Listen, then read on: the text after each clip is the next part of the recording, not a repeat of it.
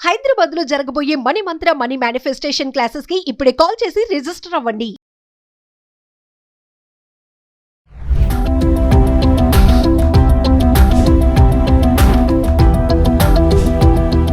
నమస్తే, welcome back to Suman TV. Present మనతో పాటు ఉన్నారు ఎనలిస్ట్ మందర్ కృష్ణారెడ్డి గారు. నమస్తే సార్. నమస్తే అమ్మ. సార్, సోషల్ మీడియాలో కొన్ని యాప్స్ ఉన్నాయి మనకి కమ్యూనికేషన్ అందించడానికి. సో ఈ యాప్స్లో కొత్తగా ఒక సిమ్ బైండింగ్ అనే డివైస్ని యూజ్ చేస్తేనే వాడాలి అని చెప్పేసి సెంట్రల్ గవర్నమెంట్ కొన్ని రూల్స్ తీసుకొచ్చింది. అసలు ఒకసారి సిమ్ బైండింగ్ ఏంటి సార్, డివైస్ గురించి మాట్లాడుకుంటే? 2025 యాక్ట్ అనేది కొత్తగా రాబోతోంది, ఇంకా రాలేదు, అది రాబోతోంది. ఆ యాక్ట్ అమలు పరిచిన రోజు నుంచి 90 రోజుల లోపల ఖచ్చితంగా ఈ యాక్ట్ ప్రకారంగా ప్రతి సిమ్ కార్డుని మనం జాగ్రత్తగా పరిశీలించుకోవాల్సిన అవసరం ఉంది. సహజంగా చాలామంది చేసే పని ఏంటంటే వాళ్ళ వాట్సాప్లో కానీ, లేకపోతే టెలిగ్రామ్లో కానీ, లేకపోతే సిగ్నల్లో కానీ, లేకపోతే అరెట్టైలో కానీ, ఇలాంటివి అయితే మనకు పూర్తిగా సమాచారాన్ని ఎప్పటికప్పుడు అందించేటువంటివి ఏవైతే యాప్స్ ఉన్నాయో, ఈ యాప్స్ని సహజంగా మన ఫోన్ నెంబరు కాకుండా, అంటే మన దగ్గర ప్రజెంట్గా పనిచేస్తున్నటువంటి సిమ్ ఫోన్ నెంబర్ కాకుండా మరొక నెంబర్, మనకే 2-3 నెంబర్లు ఉండొచ్చు, లేకపోతే ఇంకెవరో మన ఫ్రెండ్స్, మన పేరెంట్ ఎవరో వాడుకుంటూ ఉండొచ్చు. ఆ పేరుతో మొట్టమొదటి మనం ఏం చేస్తామంటే వాట్సాప్ తీసుకుంటాము. వాట్సాప్ కానీ, సిగ్నల్ కానీ, లేకపోతే ఇలాంటివన్నీ మనం ఏదో ఒకటి మనం యాప్ తీసుకుంటాం. తీసుకున్న తర్వాత ఏం చేస్తారంటే అనుకోకుండా ఆ నెంబర్ వేరే వాళ్ళకి ఎవరికైనా ఇస్తాం. కానీ మన దాంట్లో ఆటోమేటిక్గా నడుస్తూ ఉంటుంది. అంటే ఎప్పుడైనా ఓటీపీ అవసరమైనప్పుడు మాత్రం ఏమవుతుందంటే, వచ్చినప్పుడు వాడికి చెప్పి ఆ నెంబర్ వచ్చిందో ఆ నెంబర్ ప్రకారం మనం మళ్ళీ కావాలంటే ఇన్స్టాల్ చేసుకోవడం కానీ, లేకపోతే దాంట్లో ఫర్దర్ కార్యక్రమాలు చేసుకోవడం వాడుతుంటాం.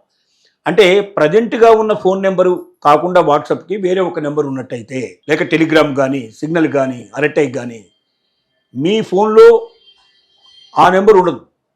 కానీ మీ ఫోన్లో ఆ నెంబర్తో కూడుకున్నటువంటి వాట్సాప్ వస్తుంటుంది, అలాగే మీరు సిగ్నల్ వస్తుంది, లేకపోతే మీకు ఏదైనా సరే దీంట్లో టెలిగ్రామ్ కానీ, అరెట్టే కానీ ఏదైనా మీకు వస్తుంది. ఆ నెంబర్ ఎక్కడ ఉంటుంది? ఈ ఫోన్లో ఉండదు.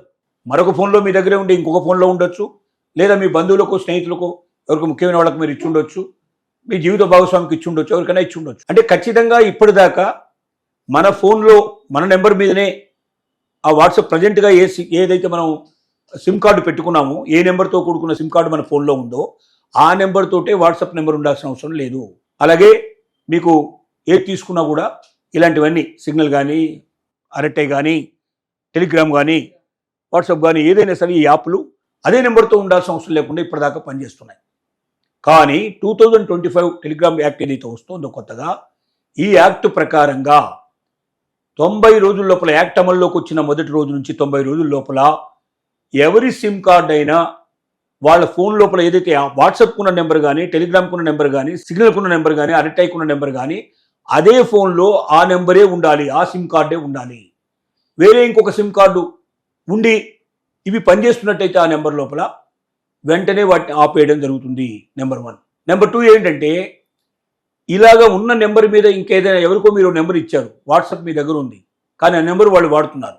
ఆ నెంబర్ మీద ఏదైనా సరే సైబర్ క్రైమ్ జరిగినట్టయితే అది ఆటోమేటిక్గా మీకు చిక్కుకుంటుంది. అది దానికి శిక్ష మీరు అనుభవించాల్సిన అవసరం, సిమ్ ఎవరిదో వాళ్ళకే అవుతుంది. 3 ఏళ్ల పాటు మినిమం జైలు శిక్ష ప్లస్ పెనాల్టీలు ఉంటాయి. దీంట్లో అంత పెద్ద శిక్ష మనం అనుభవించాల్సిన పరిస్థితి ఏర్పడుతుంది.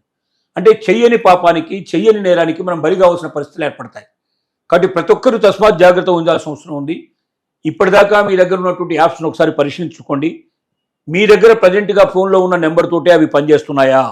మీ వాట్సాప్ కానీ, మీ టెలిగ్రామ్ కానీ, మీ సిగ్నల్ కానీ, లేదా మీ అరెట్టై కానీ, మీ ప్రజెంట్గా ఉన్నటువంటి మీ ఫోన్లో ఉన్నటువంటి ఏదైతే సిమ్ కార్డు ఉందో, నెంబర్ ఉందో, ఫోన్ నెంబర్ ఉందో అదే నెంబర్తో పనిచేస్తున్నా లేదో చెక్ చేసుకోండి.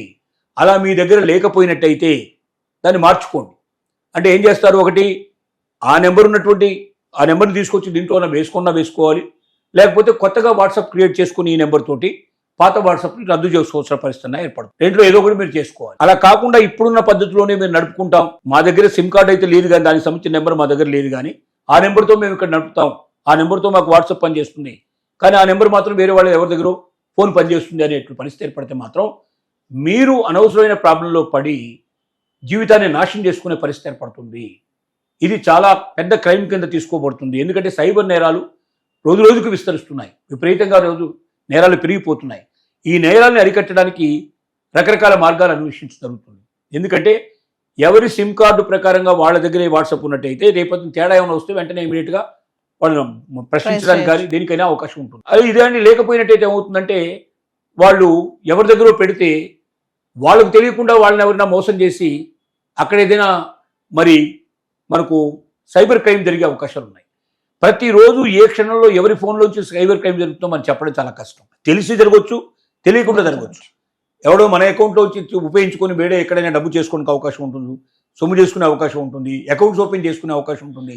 రకరకాల పద్ధతుల లోపల సైబర్ క్రైమ్ జరుగుతున్నాయి. ఇలా జరుగుతున్నటువంటి సైబర్ క్రైమ్స్కు చెక్ పెట్టాలనే ఉద్దేశంతో కేంద్ర ప్రభుత్వం తీసుకొస్తుందే కొత్తగా వచ్చేటువంటి చట్టం. ఈ చట్ట ప్రకారంగా సిమ్ బైండ్ ఏదైతే ఉందో ఈ బైండింగ్ లోపల ఖచ్చితంగా ఎవరి సిమ్ వాళ్ళ దగ్గరే ఉండాలి.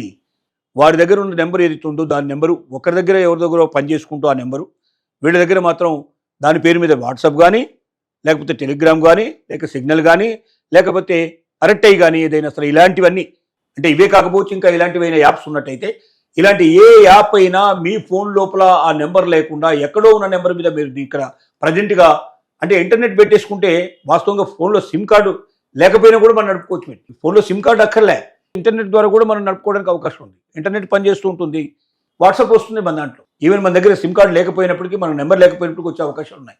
కాబట్టి ఏది జరిగినా సైబర్ క్రైమ్లో మనకు దెబ్బ తగిలే అవకాశం ఉంటుంది. కాబట్టి ప్రతి సుమన్ ప్రేమ ప్రేక్షకులందరికీ మనం చెప్పేది ఏంటంటే మీరు జాగ్రత్త పడండి. 1-2 సార్లు చెక్ చేసుకోండి. మీ ఫోన్లో మీ సిమ్ కార్డు నెంబర్తో కాకుండా ఇంకేదైనా నెంబర్తో ఉంటే అది మీ నెంబరే కావచ్చు, మీ బంధువుల నెంబర్లు కావచ్చు, మీ స్నేహితుల నెంబర్లు కావచ్చు, అలాంటివి అయినా పనిచేసినట్టయితే వెంటనే గమనించుకొని అలా ఉన్నట్టయితే వెంటనే వాటి నుంచి బయటికి మీరు రావాల్సిన అవసరం ఉంది.